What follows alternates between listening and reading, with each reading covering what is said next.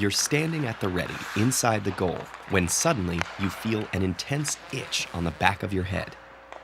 We've all experienced the annoyance of an inconvenient itch, but have you ever pondered why we itch in the first place? The average person experiences dozens of individual itches each day. They can be triggered by all sorts of things, including allergic reactions, dryness, and even some diseases. And then there are the mysterious ones that pop up for no reason at all, or just from talking about itching. You're scratching your head right now, aren't you? Anyhow, let's take one of the most common sources, bug bites. When a mosquito bites you, it releases a compound into your body called an anticoagulant that prevents your blood from clotting.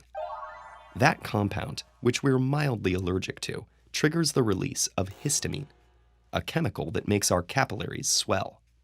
This enables increased blood flow, which helpfully accelerates the body's immune response to this perceived threat. That explains the swelling, and it's the same reason pollen can make your eyes puff up. Histamine also activates the nerves involved in itching, which is why bug bites make you scratch. But the itchy sensation itself isn't yet fully understood. In fact, much of what we do know comes from studying the mechanics of itching in mice. Researchers have discovered that itch signals in their skin are transmitted via a subclass of the nerves that are associated with pain. These dedicated nerves produce a molecule called natriuretic polypeptide B, which triggers a signal that's carried up the spinal cord to the brain, where it creates the feeling of an itch. When we scratch, the action of our fingernails on the skin causes a low-level pain signal that overrides the itching sensation. It's almost like a distraction, which creates the sensation of relief. But is there actually an evolutionary purpose to the itch, or is it simply there to annoy us? The leading theory is that our skin has evolved to be acutely aware of touch, so that we're equipped to deal with risks from the outside world. Think about it. Our automatic scratching response would dislodge anything harmful that's potentially lurking on our skin, like a harmful sting, a biting insect, or the tendrils of a poisonous plant.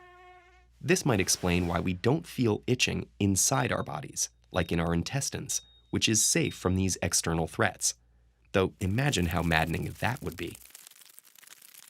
In some people, glitches in the pathways responsible for all of this can cause excessive itching that can actually harm their health. One extreme example is a psychological condition called delusory parasitosis, where people believe their bodies are infested with mites or fleas scurrying over and under their skin, making them itch incessantly. Another phenomenon called phantom itching can occur in patients who've had amputations.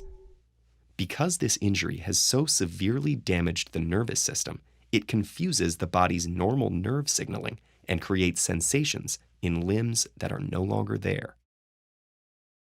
Doctors are now finding ways to treat these itching anomalies. In amputees, mirrors are used to reflect the remaining limb, which the patient scratches. That creates an illusion that tricks the brain into thinking the imaginary itch has been satisfied. Oddly enough, that actually works. Researchers are also searching for the genes involved in itching and developing treatments to try and block the pathway of an itch in extreme cases.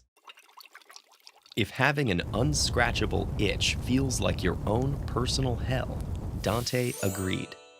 The Italian poet wrote about a section of hell where people were punished by being left in pits to itch for all eternity.